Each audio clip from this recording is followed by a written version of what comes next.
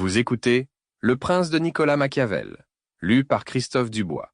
Un livre audio, Golden Age Audio. Chapitre 1. Combien il y a de sortes de principautés et par quels moyens on peut les acquérir. Tous les États, toutes les dominations qui ont tenu et tiennent encore les hommes sous leur empire, ont été et sont ou des républiques ou des principautés. Les principautés sont ou héréditaires ou nouvelles. Les héréditaires sont celles qui ont été longtemps possédées par la famille de leur prince.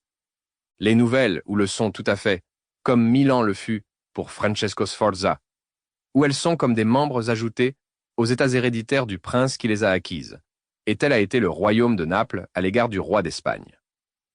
D'ailleurs, les états acquis de cette manière étaient accoutumés, ou à vivre sous un prince, ou à être libres. L'acquisition en a été faite avec les armes d'autrui, ou par celles de l'acquéreur lui-même, ou par la faveur de la fortune, ou par l'ascendant de la vertu. Chapitre 2. Des principautés héréditaires. Je ne traiterai point ici des républiques, car j'en ai parlé amplement ailleurs. Je ne m'occuperai que des principautés. Et, reprenant le fil des distinctions que je viens d'établir, j'examinerai comment, dans ces diverses hypothèses, les princes peuvent se conduire et se maintenir. Je dis donc que, pour les états héréditaires et façonnés à l'obéissance envers la famille du prince, il y a bien moins de difficultés à les maintenir que les états nouveaux.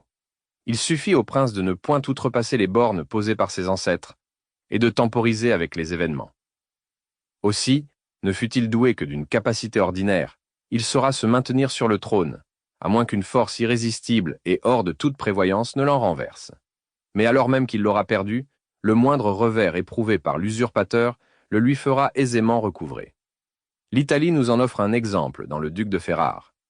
S'il a résisté en 1484 aux attaques des Vénitiens et en 1510 à celles du pape Jules II, c'est uniquement parce que sa famille était établie depuis longtemps dans son duché.